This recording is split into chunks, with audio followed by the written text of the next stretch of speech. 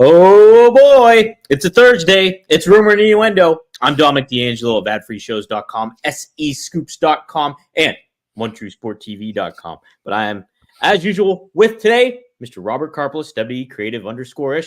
Robert, happy Thursday, my man. I'm indoors. I have working Wi-Fi. This is a great day. Man, times they are changing, and I can't come up with anything. But what is with you and Dip? Like, this is the second Bob Dylan quote of the week for you. I'm just tangled up in blue, Robert. You're a Dean Martin guy. I don't know what the hell's going on here. I am. But are we AEW Dynamite guys today? We're going to talk about it. But first, let's say hi to some folks in the old chat here. Johnny Disco says, hello, R&I. Dre Owen says, good after morning. Elite versus BCC. And then we got Christopher Burns. How many wrestlers have blocked your account? Interesting. I don't know. Tom, how many wrestlers have blocked your account? I don't think I have any wrestlers who blocked me. No wrestlers. I have a couple dirt sheet writers who blocked me, who I've dug up some dirt on. Not dug up some dirt, just took some words with, exchanged some words. I've never had a crossword with any wrestling journalist ever. Don't fact check that. No, there have been a few over the years who I think misunderstood the idea of gentle ribbing versus being a legitimate criticism of something with which they were doing. My favorite was Sami Zayn, who had blocked me on Twitter, and then I was talking to Sammy and met him, and he's like, I had no idea that was you. I feel terrible. I don't know how to unblock people. So it happens. I don't take it personally for the most part, except for Enzo Amore, because Enzo used to love whenever I would put him over and ask me to put him over. I made one joke at his expense. Boom. Oh man, how you doing after that? Yeah, no kidding. But, that happens. We got a hell of the Dynamite with which to talk about here today, Dom. So, as Andrew H. says here, Robert's internet proving first world problems are a real thing. Yeah, look, when you live in Florida, you're going to get hurricanes, and those hurricanes are occasionally going to knock over and rip up stuff. And the fine folks at Comcast, at Xfinity, whom we love, oh, absolutely. I don't want them to turn my internet off again, had to make repairs. Those repairs have been done. For whatever reason, they kept choosing to do it during the recording of this show, which makes me think one thing and one thing only. Jeff Jarrett runs Comcast. That's a great point. Wow. He did not run Dynamite though last night because he wasn't on, was he? Did we see him at all? No, he was not on the Dynamite. They're saving the heavy hitter for a later time. But this was an intriguing episode of TV. Because Robert, you mentioned yesterday how they had to deliver. This could have been the most important Dynamite they have ever had, and you laid out reasons why. Do you think they followed up to those expectations? It was an ambitious show. How's that for a political answer? That's not bad. I think that it felt like they were trying as best as they could to follow up on what we saw from Wrestle Dream. I think that the majority of the matches had some form of representation on the show, which I appreciate. And the most important question when you are booking a show, when you're booking a segment, is only one question you need to care about, which is why? Why is this happening? My frustration with Dynamite a lot of the time, I know Cornette's frustration, a lot of other former writers I've talked to, bookers, wrestlers, their frustration is not being able to answer that why question. We're giving you a 6-man tag. Why? Well, because they're here. We're doing this, this match. Why? Because it seems like it would be cool to me, the owner, to see that match. That's not a compelling reason for somebody to necessarily want to continue to tune in as unmissable wrestling. And last night's Dynamite felt like them trying to build momentum towards unmissable episodes of Dynamite. I think that's a good way to put it. Yeah. I want your perspective. Do you think they gave you enough on this show to yeah, did they give you enough basically, Robbie? Let's kind of break this show down a little bit. You want to just break it down? We can do Yeah. that. Let's do it. Loved, loved, loved, loved the opening video. The Yes. Moxley and crew in the back of a pickup truck giving his manifesto as to why they did what it is that they did. Mhm. Just because it's like, well, all right, we're giving you an explanation. This idea of this was supposed to be the land of opportunity. We came here to make this something, and we hate what this company has become. Mhm. The challenge with that, and the challenge with a lot of things throughout the show, is that we need to be invested in the future and success of All Elite Wrestling. That it is a company that we unabashedly love, that we worship, like it's ECW. Mhm. Like it's Ring of Honor 2005, 2006. This idea of every fan that is watching this has this us versus the world mentality. And anyone that's going to come in here and upend the apple cart, anyone that's going to come in here and try to disrupt what we all love, we hate them and we want to see them destroyed. So Moxley saying, you know, now that I'm the champion, you all work for me because I'm going to reshape this company and burn it down and start it again the way that it was supposed to be. A little bit like Thanos here. Like, cool. Love that. Sold American style. Then you open with Adam Cole. Mhm. So I'm really trying to be very thoughtful on this rather than just burying these folks. That's Go when for it. Scott. No. By the way, when Scott Chapman and I record Working Stiff, which programming note, we're going to be recording tomorrow morning, first thing. So it'll be up a little later Friday morning, but it'll be up Friday morning. Scotty had some scheduling issues. Like we're usually a little less nuanced and nice. It's a little, meaner. Adam Cole, respectfully, absolutely sucks. Wow. Wow. Here's why. Okay. He sucks and MJF is the best. Yes, I'm a homer and I don't care. That's pretty So over. Adam Cole comes out. Last time we really saw Adam Cole, he was like in a wheelchair as the heel leader of the Undisputed Kingdom. Yes. This group of devil worshiping whatevers. Now he's back as babyface and he wants us to hate Max. Okay.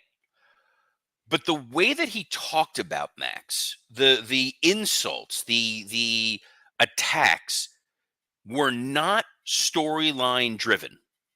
It was, okay, you want to make fun of his hair? Fine, make fun of his hair. But this is supposed to be a blood feud. Don't make fun of his hair. As I fix my own As like, you fix hair that's sticking off to the side. It's the headsets. It's fine. You're talking about how the locker room hates you, how you're fake, how everything you do is phony.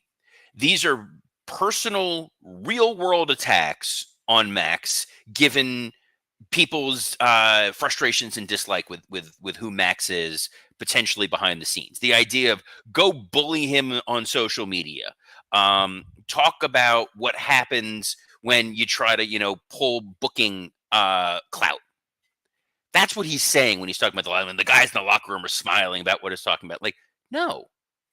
MJF's video, which was pre-taped, which is odd that you're a pre-recorded video responding to a live interview. But whatever, it's wrestling. Fine, we'll suspend disbelief. His responses to what was going on with Adam Cole were entirely within storyline. Mm-hmm. It was, you don't like me, you have a problem with me, you want to fight me. Well, guess what? It's never going to happen. You are never going to see me get in the ring against you. There is going to be a void inside of you that can never be filled. So we as the audience, we as the fans, we as the people who are watching this now clamor to see Adam Cole get this match with MJF. Doesn't matter the outcome. As if he can get a match, a one-on-one match with MJF, we as the audience who are supporting the babyface are going to feel satisfied and happy. Instead, it's Adam Cole doing a shoot kind of thing, because we know that he had that there was that issue with Britt Baker and MJF. Right. We know that there has been a lot of backstage hostility with MJF within the organization based on people not being happy with how his title run went, the one-on-one time that he got with Tony Khan, his departure for a short window of time. Again, it's assuming that we care with this idea of Adam Cole saying, like, this is AEW and I care about AEW and we're here for AEW, and Mac, you don't care about AEW because of the way you behave backstage. That is not a compelling reason for me to want to see them fight. Max gave me a compelling reason, which is, Cole, you hate me. Doesn't matter why. You hate me. You want this match. I'm never going to give you this match. They needed to work on why Adam Cole was going after MJF within the world of kayfabe, as my shirt says. Then you feel a little bit more connected to what's going on. So I do see where you're coming from. I think that the aspect of him going out there and kind of taking those kind of barbs, it didn't pack a lot of punch for me. It didn't. And I think they definitely could have gone a different way about it. I will say though, I think the aspect of him, the work shoot kind of stuff. I'm with you on like the hair plug thing or whatever they did. I just don't like that kind of crap. I don't think that really adds a lot to you, and it diminishes the person, whether he's a heel or not. I don't think that helps. Either way, him saying what he had to say kind of did tie into the aspect of MJF as a character and how he is unlikable and how he is fake. Like, you can't trust him. You can't do anything like this. And then they had this conflict of trust. He did address the devil storyline like in a roundabout way, and kind of got that. It got muddied in there in that it felt like this dude wanted to go out there and call out MJF because MJF got in a fight with his girlfriend. So, yeah, if you're in on the in of it, yes. But I think if you're playing to a larger fan base, not everybody's going to pick up on that, but will understand why he's saying this stuff because of MJF's character. So I'm kind of okay with it. I think we know who this audience is. We know that they all know, and Tony Khan just assumes everybody knows. I don't think that there's something for you to really sink your teeth into the way that Adam Cole presented this. So sure, I agree. I agree too. I don't think it really hit me that well. It's like there could have been a different way to make this more captivating. If Adam Cole leaned into more what MJF was saying on his period tape promo, I would have been a little bit more invested. I think I like Adam Cole. I think he's very good on the microphone. He does have a presence, but like the physical aspect to him is a little jarring. It can be at times, but overall, I like who he is. I like that he does bring a different attitude kind of to the product, and I do think he raises the level of AEW when he's on the show. So yeah, but this thing is not really intriguing me that much. I'm not very engaged with it, and I would like to see both these guys kind of do something different with different people. We're getting a Jericho Mark Briscoe rematch in a ladder war. Jericho's backstage little promo highlighted something kind of amazing because he's saying, hey, I'm going on a Fozzy world tour, and also I'm in the #1 movie in the box office, which is true. He's in Terrifier 3. Why is AEW not capitalizing on that, by the way? Why is there not a video package of Jericho at the premiere? Like, WWE was promoting Batista's Killer Game movie, which I think 11 people saw. Yeah, like, no, and you think about when Batista first came back to WWE, they did no promotion for Guardians of the Galaxy whatsoever. They didn't help him out at all. You'd think there would be a lesser. I don't think they needed it. But I'm saying here, it should have been. Yes, I know Jericho is a heel, but it could have been like you show the video package, and then it leads to heel Jericho saying like, "Hey, I'm in the #1 movie. I'm in this, and I want to be 2-time Ring of Honor champion." Like, fine, I'm excited for the match, just because I want to see how slowly Jericho falls off a ladder. I like the Nueve. I'm for it. I think it's good. I think it's a good direction for both those guys. So there was FTR versus the Learning Tree, which was fine. I'm just kind of surprised that we're beating the Learning Tree cleanly. Yeah, I wonder if that speaks to them just breaking them up. We saw the look probably over a month ago when Jericho said something about you can't trust anybody in this business. People only look out for themselves, and Big Bill gives them a look. So maybe they're kind of heading in that direction. So I think that's probably the best thing to kind of do with all these guys. So don't know. Well, I mean, you had the Outrunners come out. They did their little thing. I think those guys need to be on TV more consistently for the audience to be able to really love them, because they are entertaining and goofy and fun. And you don't want them to turn into the Acclaimed, who got white hot and then just seemed to have been dropped. And then the next segment was the Acclaimed Yep. backstage promo where MVP is giving them his card as Billy Gunn is gone. It's kind of like, hey, you guys can be used better, align with me. So for those of you keeping track at home, there's the Blackpool Combat Club, who are trying to overthrow and own AEW. There are the Elite, who are trying to overthrow Tony Khan and control and own AEW. There's the Don Callis family that's actively recruiting and collecting all of the belts to try to own and control AEW. There's MVP, who's recruiting a number of different talents across the board so that he can own and control AEW. I think we've got all the conquering stables lined up.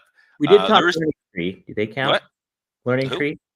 You know. There's the Learning Tree, but the Learning Tree just lost. But they're trying to bring in people into the Jericho portal, so they're recruiting and trying to build a bit of an army. They did show Roosh watching the FTR match. So Roosh has his group with Beast Mortos and Dragalistico and Jake the Snake Hey. Roberts. Yeah. There's another one too. There's plenty more. Yeah, there is. But, it's fine. Mercedes Moné versus Queen Aminata. I know this was your match of the night, right, Tom? Look, I liked the match starting off. I really did. And then it kept going. Then it just kept going, and then she tapped out, and then it just seemed like cannon fodder for Mercedes Moné, which is what I predicted, and not a good way to build Queen Aminata or build your women's division. So good match, but didn't like the ending. There were parts of that match where it felt like it was a little sloppy. There were parts in it where it seemed like Aminata needed some help from Mercedes to kind of keep going in this. This is what happens when you're not getting consistent reps, when you're not doing house shows, when you're not wrestling top talent all the time, when you don't have a performance center for these folks to really get a chance to blossom. It's like we started seeing it with Anna Jay, but it took several years for her to be able to get to that level. The WWE has the cheat in a lot of ways. They have the Performance Center. AEW has the Nightmare Factory. It's run by QT Marshall. It's in Atlanta. Pay to fly your talent there. Let them work day in and day out to understand the AEW style. Because when they're out wrestling indies on nights when it's not an AEW show, you never know the quality of who those opponents are going to be and what habits, good or bad, they are picking up. So this is kind of the result of that. There was a private party Young Bucks segment where the Young Bucks are like, hey, you guys gave us a run. It was great. You're not getting a rematch. And then Private Party got recruited by MVP. Wait, no, I'm sorry. They got recruited by Stokely Hathaway, who's doing the same gimmick as MVP. Young, talented African-American wrestlers who are being underutilized, who need proper tutelage. Robert, I was confused by this. Did he say if they lose one more time, they're going to break up? Is that what he was saying? Well, no, he was trying to drive a wedge between them and was like, clearly, Isaiah, you're the star of this group. Yeah. Okay. I love Stokely. I love his stupid hat. I would love to see him being the guy recruiting and getting the young talent that need proper guidance and make them a heel monster stable. But it's literally the same thing MVP is doing. Yeah, it basically literally the exact same thing on this show. Yeah. Just hand out business cards, too. Yes. The Elite have a cake for Kenny Omega that they dump intestines on. Weird. Weird. I don't know. We did Dr. Heine. I got no leg to stand on, man. I guess it's a fair point. Yeah. Jim Ross pulled his own head out of his ass, which is a great. Jim Ross always gets mad about it. It's a damn good segment. Alex Greenfield made one hell of a doctor. He was Dr. Heine? No, Vince was Dr. Heine. Alex was like the nurse. Oh, male nurse. That's even better. Yes. The creepiest part of all of that is that Jim Ross' head was floating around the office for a while. My God. Yeah. Just putting it in random spots. We would hide it in people's desks. That's fantastic. So they'd pull up with their chair, and then there's just like that face staring up at you. My God. The conglomeration versus the Elite. And this is one where it first happened and going, why is this match happening? And then you got your answer. Mm-hmm. So I'm going to praise and then bury AEW, which tends to be my thing. I'm leaning on my desk. I love that you gave us a match that people were going to be compelled by just because it's like, all right, we're seeing 6 top stars wrestle, and that it led to a storyline. Yuta coming out and attacking Orange Cassidy because Orange Cassidy was one of the people who came out at the end of the pay-per-view to go try to stop the Plastic Bag Fest 2024 Part 2. And then the Blackpool Combat Club come descending out. The rest of the conglomeration seemed to vanish. They did. And then were replaced by Top Flight and the Dark Order, which gives that NWO vibe. When those early NWO attacks would happen, it would just be whoever was around is running in and attacking as Dom leaves the room. In this instance, it felt disjointed and weird, in part because someone needs to sit my boy Action Andretti down and explain when this is a brawl, when this is a fight for the heart and soul of something, you don't do a high spot. You don't do a springboard off the ropes. That was what made the NWO attacks work. It wasn't wrestling attacks. Like, it was just brutality. It was, you guys are in a straight up fight whenever you were in there with those guys. This didn't necessarily have that feel, and it felt strange that it was Top Flight and Dark Order are the only ones who were coming out for the save. Reason I say that is earlier in this show, there was a tiny little man, a scrawny little individual who talked about how I care about the future of AEW and the young talent. We're going to defend it. He didn't come out. He didn't make the save. So the compelling piece here was what are the Elite going to do? Because we've said what's going on with the Elite doesn't make a whole lot of sense. And they just were like, all right, we're going to let this happen and we're going to powder. So at least they're even acknowledging everything going on here makes zero sense. What it reminds me of in WCW, when the NWO first became a thing, everything else in WCW felt secondary and childish. Correct. There was a very intense, quote unquote, feud going on with the Four Horsemen and the Dungeon of Doom. As Dom's cat walks across the screen, and even Dom's cat hears what we're talking about. Is like, nope, I'm out.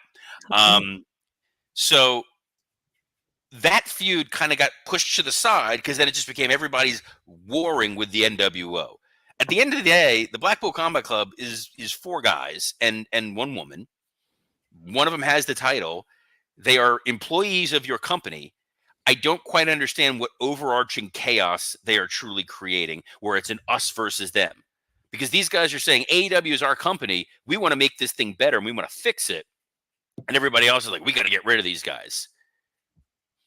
Yeah, what exactly are they doing? It's like, we see this every week with somebody. Somebody attacks somebody. Everybody's attacking somebody. Everyone's trying to take it over. I don't understand why this feels more whatever. I did at the time like the brutality of the steps to Alex Reynolds. Yes. That felt very Crucible. The guy getting the stones put on him. Boom, boom, boom. Sure. And what was great about that was Alex Reynolds was carted off in an ambulance and never seen again. Wait, no, he appeared later on in the show. Wait, he did? Yeah, he was part of the group. That's why I'm just like, if you're going to give us mid-carders in this segment, you need to just kill them. Not kill them, ring kill them. Like, think back to when Nexus first debuted. Everything after that was kind of a, wet fart, but that felt genuinely dangerous and different. They ripped up the ring. They obviously choked out Justin Roberts. They attacked announcers. They attacked camera guys. Like, it felt like what the hell are we seeing? Oh my God. This was a brawl where the Blackpool Combat Club beat up some mid-carders and nobody really got hurt. Nothing shocking happened. Thankfully, there was no plastic bags, but there was just no elevated, oh my God moment. Going forward on this show, Lio Rush and Shelton Benjamin, very good match. Shelton Benjamin is timeless, ageless. He is the man. He's great. He is proving why in 2005, when I first applied to WWE and got my job, that my spec script was about Shelton Benjamin. Dude deserved that push then. He deserved it now 19 years later. Absolutely, he does. As the Wrestling Old Head points out, It was like Mike Eno's High Voltage and Joe Gomez running to defend WCW against the NWO. It made sense when those guys would do that because the idea was the NWO were the WWF secretly invading. And if that happened, these guys were going to lose their jobs and their livelihood and their money. So it was like everybody's just like, I hate you, you hate me, but we all hate these guys. Yeah. I don't have a compelling reason to necessarily want to hate John Moxley and crew. And then you had Don Callis decide this is the episode where he's going to unveil the strength of his stable. I thought the promo was very good. The presentation. Yeah, Brian Cage always looks very physical. Lance Archer, someone pointed out, looked like the Temu version of Drew McIntyre, which isn't wrong. Takeshita's promo I thought was very strong. Kyle Fletcher's promo I thought was very strong. I'm going, wow, this is the dominant A-list stable in AEW. It is, right? It's like just from a physical presence, they're all there. It's they like, look great, and I'm going like, oh, now we're gonna put steam and heat behind these guys. You're doing it's like either feast or famine when it comes to a lot of the stuff here in AEW. Mariah May's promo was good. Anna Jay's response was also there. I loved Ricochet's little promo. The idea of like, hey, I wasn't pinned. I'm coming to get that title. So at least we acknowledged him. I like it. There was a Blackpool Combat Club brawl in the back with the same guys who they brawled with earlier. And Action Andretti, second, jumping high spot. Why Action? And the worst thing is the Blackpool Combat Club, and I'm calling them that because Top Flight called them that, so I guess they're just going by that, left. And the Dark Order and Top Flight were all able to cut promos after. They weren't left bloodied and beaten and broken. You didn't watch this and go, oh, Moxley said everybody better watch out. These guys mean business. You know, the Elite earlier in the show reminded everyone that they took out Kenny Omega. Somehow they beat him so bad that he got diverticulitis. Yes. That's how science works. You can kill off these guys right then and there. They should have ripped off Evil Uno's mask entirely, bloody the dude up, break Alex Reynolds, destroy John Silver, get rid of Top Flight and Action. Like just these guys, it's just a strew of bodies lying on the floor, and then you're going, oh, these guys really mean business. Instead, they couldn't beat the cast of Rampage. No, they couldn't. And then in the main event, the most impactful, end of your show, Jay White versus Christian Cage. They gave them plenty of time. In the end, they did it, Dom. They paid off Hangman Adam Page, losing to Jay White by him clotheslining Jay White so that Christian gets the win. And for some reason, Kip Sabian was also there. He's always there. And then the show ends not with Moxley and his crew, but with a dejected Jay White and Christian getting the win, and Hangman Page laying outside, blown up from one clothesline spot. So I feel like they had a checklist of did we acknowledge everything that happened on WrestleDream, which is a huge step forward for them? Yes, they did. Did they set up what feels like a long-term storyline? Yes, they did. The execution needs some finessing. Can you still make the Mox thing still feel intense? Can you build it still? Does it still have legs, basically? If you tell the story properly, I think you can. I think if there is this constant overarching feeling of chaos, right, that these guys are omnipresent, they're everywhere, they're going to attack anyone at any time, then I would feel a little better. I think you need a level of chaos that they have not reached, and you need a level of realism that they have not reached. And if you get to a point where it's honestly, you want a 12-second pitch before we get off the air. Let's do it. There should be such a panic about what these guys are doing that Tony is talking to Renee, telling her, "You work here, you care about this company. You need to talk some sense into John." Because she is his wife, and yet he's murdering people, and she's there interviewing, like, "Hey, what do you guys think of?" Like, no, like. That was what made the NWO angle work, at least for a short time. It felt different than everything else. It felt more dangerous than everything else in a very real and impactful way. we are at time. My God. All right, look at that. We didn't even get to Swerve. But No, we didn't. that's fine. We're gonna get Swerve and Shelton Benjamin. Made no sense that Swerve didn't come out to answer that challenge in person, but probably wasn't there.